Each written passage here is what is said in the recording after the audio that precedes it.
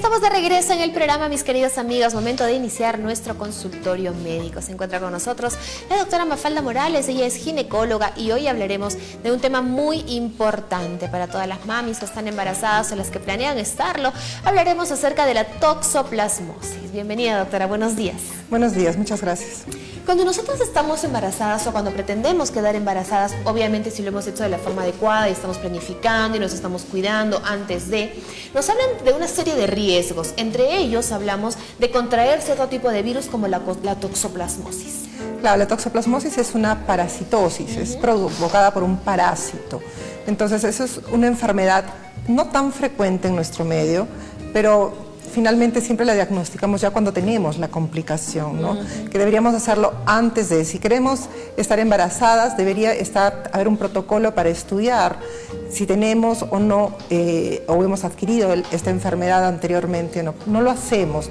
Desafortunadamente, solo ya cuando está la complicación, cuando está la malformación o cuando está el problema en la mujer embarazada es que lo empezamos a estudiar. Ese es el problema.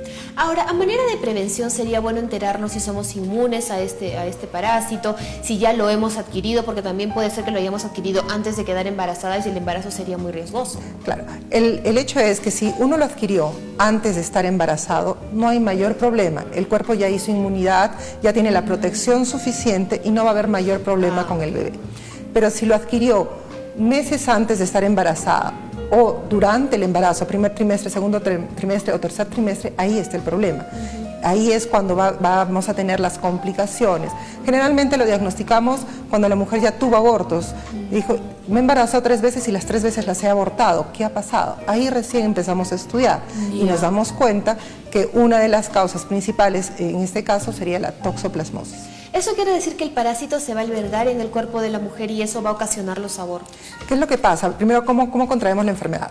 Es un parásito que vive en los intestinos de los felinos, en este caso los gatos. El gato, ¿por qué se contagia? ¿Por qué adquiere la enfermedad? El gato come roedores, palomas, pajaritos, los come. Y carne cruda. En esto que ha comido tiene el parásito en diferentes formas, son diferentes formas de presentación en cada animal, en cada huésped. Entonces, el gato que ingirió, que comió estos parásitos, finalmente los defeca. Hace sus heces en el jardín, sobre las plantas, en las cajitas que les ponen, cuando las personas que tienen gatos, en una cajita, qué sé yo, ahí ponen las heces y las heces están con el parásito. Claro. Nosotras nos contaminamos con esto cuando manipulamos las heces, manipulamos la tierra que tiene donde el gato defecó, o manipulamos las plantas, las verduras que están contaminadas con heces de gato, por ejemplo. No nos lavamos las manos, no lavamos las verduras, agarramos estas heces y finalmente nos las llevamos a la boca. Claro, ¿no? Con algo tan inocente como cuidar el jardín donde el gato ya hizo. Claro, al hacer la jardinería, que sabiendo que tenemos gato, o no tenemos gato, pero vienen gatos de otros lugares, entonces ahí nos contaminamos nosotros. O también nos contaminamos al ingerir las carnes crudas, ¿no? Cuando nos gustan las carnes 3/4 o no bien cocida. Ese es el problema, ¿no? Porque en estos animales que viene a ser, por ejemplo, el cerdo, la vaca, está en el músculo, o sea, en la carne que comemos. Y si no preparamos bien los alimentos, si no cocemos bien los alimentos, pues no estamos ingiriendo el parásito que finalmente va a estar en nuestra sangre y cuando nos embarazamos lo pasamos a través de la placenta al feto. Claro. Ahora, me gustaría tenerme un poquito en el tema de los gatos, doctora, porque a raíz de esto se han hablado muchas cosas, se han establecido muchos mitos con respecto a que las mujeres embarazadas y los gatos son enemigos. Que si alguien tiene un gato y quiere quedar embarazada, tiene que deshacerse primero del gato o no ir a lugares donde hayan gatos. ¿El contacto con los animalitos va a ocasionar toxoplasmosis? ¿Qué es lo que pasa? O sea, no es que tengo un gato y me tengo que deshacer del gato si es que quiero estar embarazada. Lo que hay que es prevenir. ¿Cómo? Si quiero quedar embarazada y tengo gato, de preferencia, yo no encargarme de cuidarlo al gato. Claro. O si lo agarro al gato, lavarme las manos. O si voy a manipular la cajita donde duerme el gato, utilizar guantes, o de preferencia no hacerlo yo, ¿no? Y que el gato no salga de la casa. Eso es ideal, ¿no? No llevarlo, lo llevamos a pasear, no, de preferencia que sea casero, que esté en casa. Claro, también con buena comida. Y alimentarlo no con las carnes crudas, sino con comida para gatos, ¿no? Que hay específicas para esto. Entonces, esa es una forma de prevenir. O yo no toco al gato, no dejo que me lama el gato, por ejemplo, o me lavo bien las manos después de manipular al animal, o de hacer la jardinería en la casa, o delegarlo a otra persona. Esa es la idea. Entonces, no es que tengo que botar a mi gato o regalarlo, no. Teniendo las medidas adecuadas, podemos evitar uno de estos problemas. Ahora, ¿cuáles son los primeros indicios que una mujer o que una mamá embarazada tiene toxoplasmosis? Bueno, cuando nos infectamos, muchos de nosotros podemos haber tenido contacto con el parásito y no saberlo, porque pasa desapercibido y a veces es como una gripe. Estoy con ganglios, me crecieron un poquito los ganglios en la zona del cuello, por ejemplo, me siento como afiebrada, medio decaída, como una gripe, y pasa normalmente y resulta que fue una toxoplasmosis, ¿no? Entonces, esos son los síntomas que muchas veces son desapercibidos. Y ya cuando estamos embarazadas, aquí el riesgo es cuando adquiriste esta infección. Si lo adquiriste anteriormente, mucho antes de estar embarazada, no tenemos mayor problema. Si lo adquieres al inicio del embarazo, en el primer trimestre, los primeros 3 meses del embarazo, el riesgo es muy alto de pasarlo al bebé. El riesgo es de más o menos 15% que vas a transmitir a tu bebé a través de la placenta.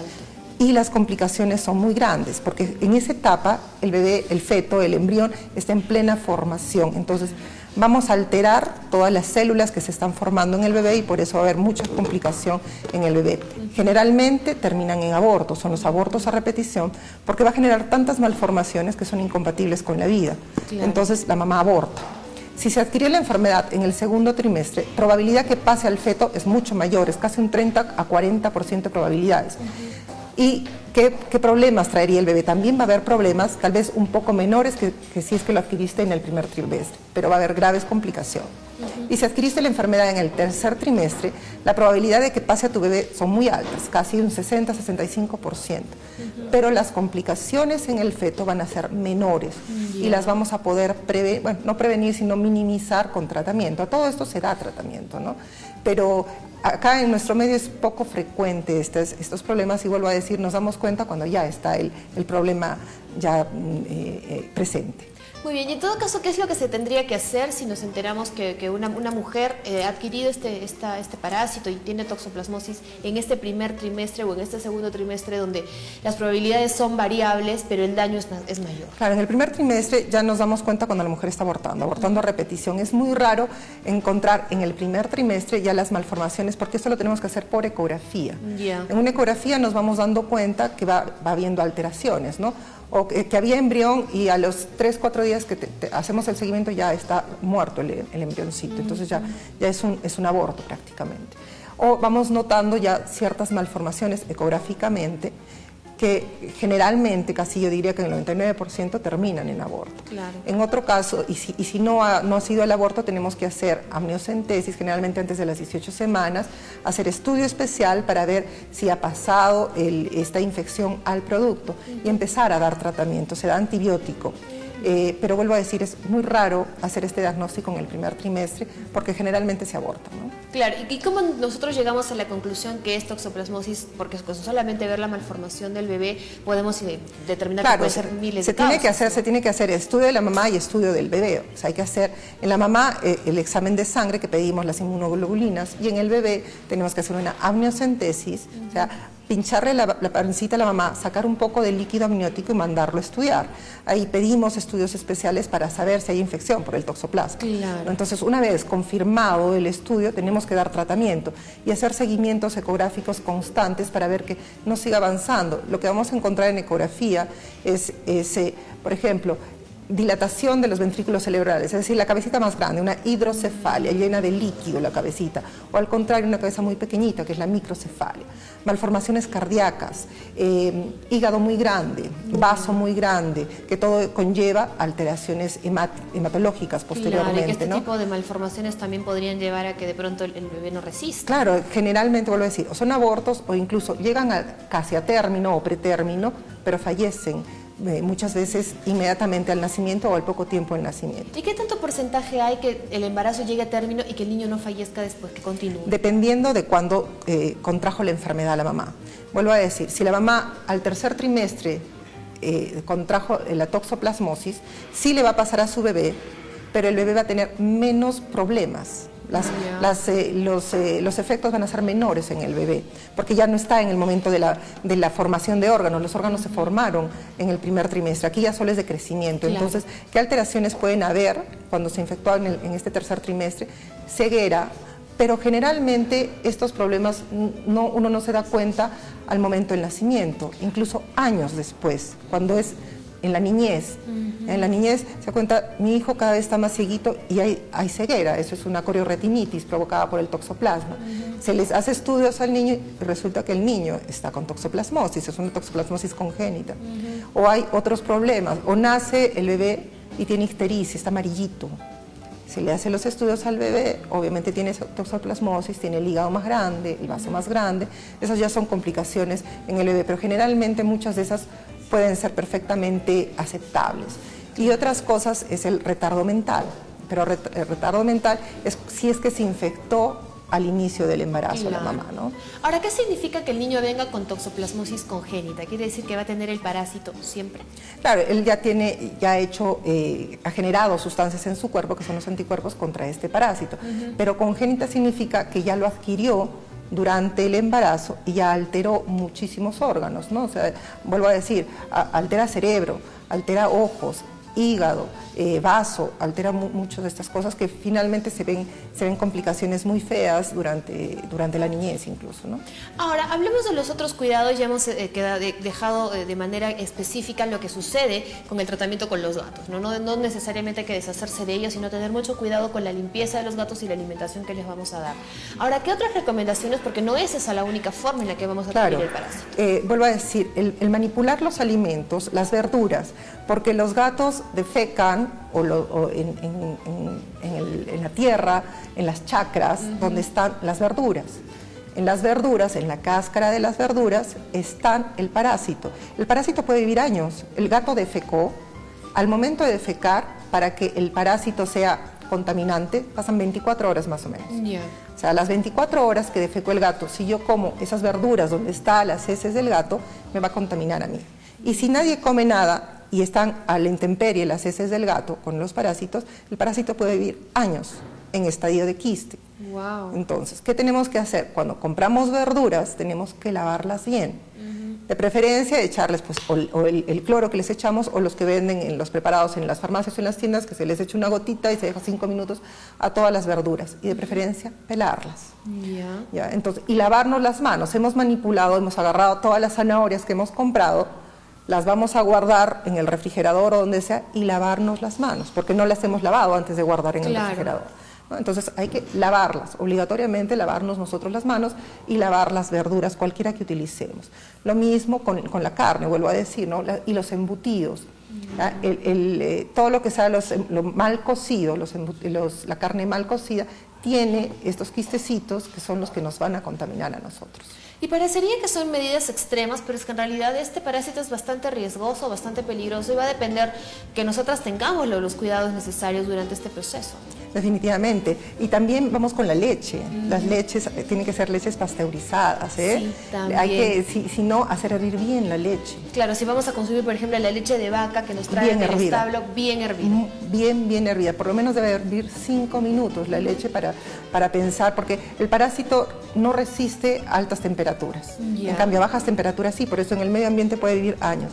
Pero a altas temperaturas sí muere. Entonces, por eso hay que hacer hervir bien el agua y cocinar bien la carne. Claro, ahí también surge una nueva combinación, ¿no? De personas que están acostumbradas a darles de pronto la lechecita que nos traen del establo, la leche de vaca sin cocer, sin hervir, al gato. Exactamente, todo eso, cómo los alimentamos a los gatos, ¿no? Igual la carne cruda o la leche recién salida del establo. Perfecto, doctora, tenemos que irnos a la pausa, un par de minutitos nada más, y regresamos y continuamos con nuestro consultorio médico.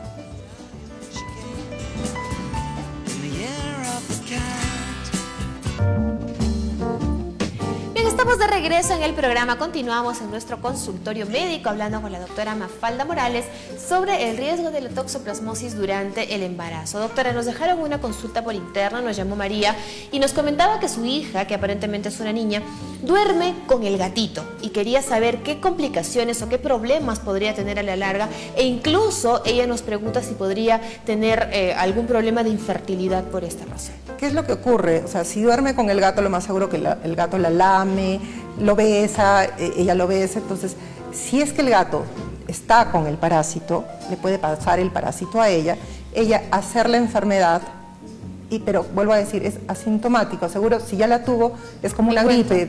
La mamá pensó que era una simple gripe y ya estuvo. ¿Qué se puede hacer? Se puede hacer un examen en sangre para ver si ya tuvo la enfermedad, si la niña ya generó protección, que son anticuerpos contra el parásito. ¿Qué va a pasar con esta niña si ya tuvo la infección?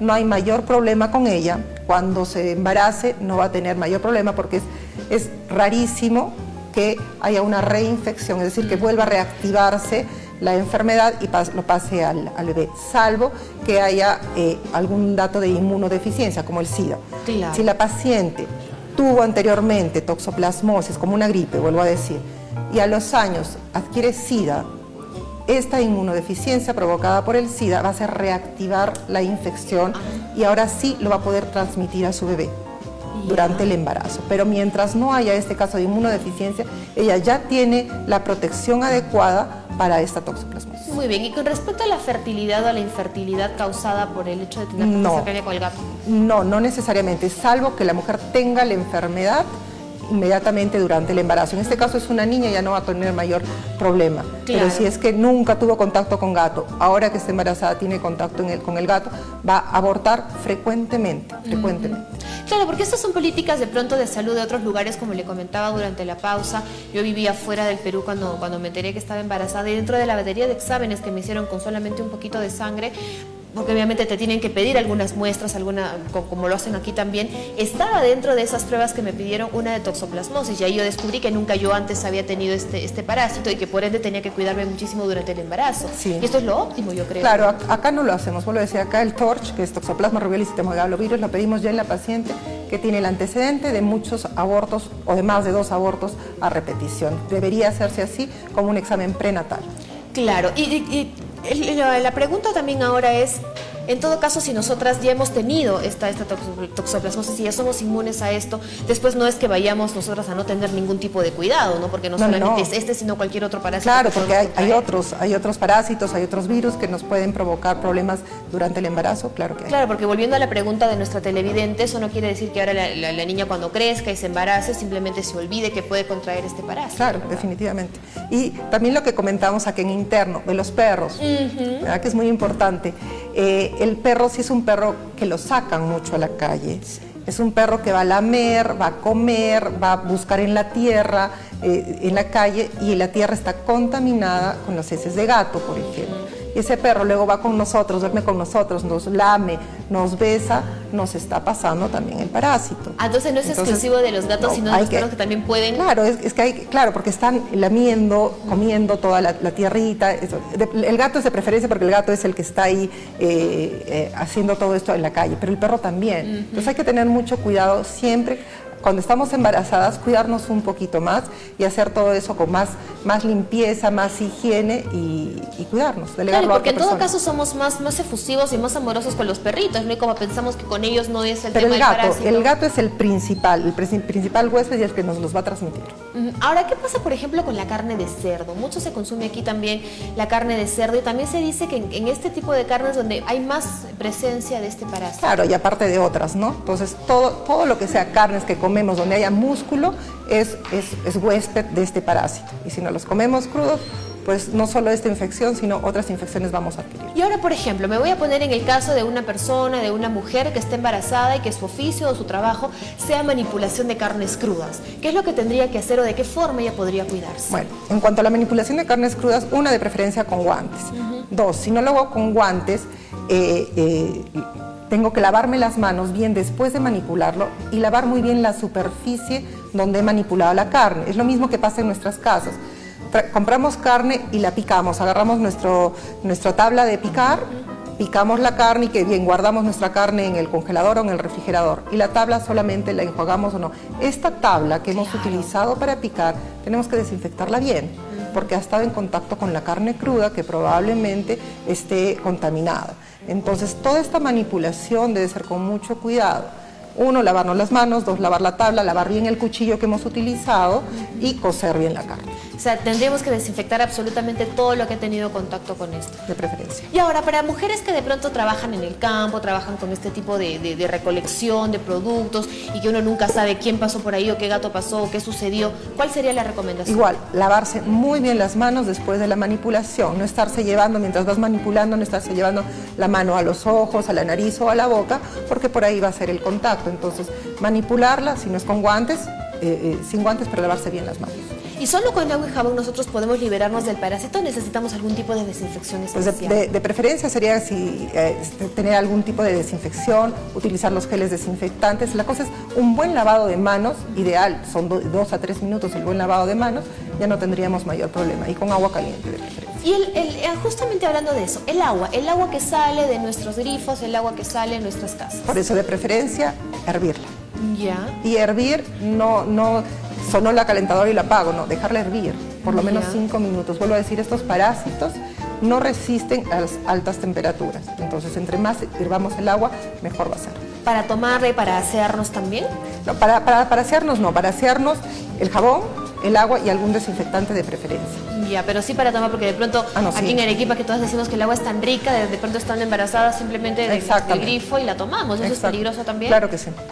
Muy bien, ahora, ¿qué otras complicaciones podría ocasionar la toxoplasmosis, doctor? Bueno, más que todo las complicaciones son durante el embarazo, que vuelvo a decir, a veces solo nos damos cuenta durante la ecografía. Los médicos vamos a ir viendo diferentes cambios en la ecografía, alteraciones, incluso cardíacas. Muchas de estas, vuelvo a decir, son no compatibles con la vida y termina en un óbito, es decir, a la muerte del bebé dentro del útero. Muy bien, tenemos una consulta que nos están haciendo. Javier, por favor, coméntanos. Exacto, nos comunican si el pelo de gato causa esterilidad de las mujeres. Ajá, por ahí va la pregunta de repente de nuestro anterior televidente con respecto al pelo del gato. Esterilidad no, ¿qué pasa? El gatito se arrastra, se da vueltas en la tierra, en su cajita donde depositó sus heces, y se le puede pegar el parásito, los quistecitos, por ejemplo, ¿no? Entonces es la forma en que nosotras nos podemos contaminar también, porque lo agarramos al gato, ese pelo que puede estar con los quistecitos, nos los metemos a la boca, al agarrar, con esas manos sucias, agarré una manzana y me la comí, ya, ahí me contagié. Pero esterilidad como tal, no.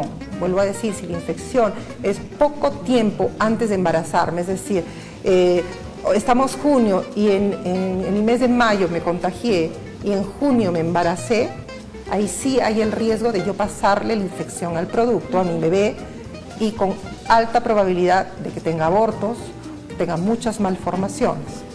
Pero es así, con el pelo sí puede ser. Ahora, ¿qué pasa si nosotras hemos tenido el embarazo, hemos contagiado a nuestro niño de este parásito, el bebé murió o tuvimos un aborto? Después, ¿podríamos volver a quedar embarazadas, volver a un tratamiento que deberíamos hacer? Claro, podemos volver a quedar embarazadas y podemos volver a tener un aborto. Inmediatamente, por eso son los abortos a repetición. Ya. Entonces me embarazo, se pasó, aborté, a los meses me vuelvo a embarazar, vuelvo a abortar. ¿Por qué? Porque está la enfermedad ahí, ¿no? Entonces ese es el problema. Eso es la famosa toxoplasmosis congénita, que vamos a estar contagiando, hay que dar tratamiento, definitivamente hay que dar tratamiento durante el embarazo si es que hemos detectado la enfermedad. Y antes, si es que hemos detectado, si la mujer no está embarazada y sabemos que nos acaban de detectar toxoplasmosis, hay que dar tratamiento. Justamente. Perfecto. ¿Y este tratamiento en qué va a consistir? Porque es una preparación para poder quedar embarazada. Es antibiótico, incluso se da hasta 1 año de tratamiento. Wow, bueno, entonces la opción es que sí tenemos nosotros una alternativa para poder llegar a un embarazo a término. Si de repente hay mujeres que nos están viendo que ya han tenido pérdidas constantes por esta razón, que no se desesperen, que sí después de un tratamiento que va a ser un poco largo, pero vale la pena si queremos tener un hijo, luego lo podemos lograr. Gracias. Muy bien, doctora, muchas gracias por estar con nosotros. Vamos a pedir que pongan en la pantalla los números donde pueden ubicar a la doctora Mafalda Morales para que puedan hacerle llegar todas sus dudas y sus consultas.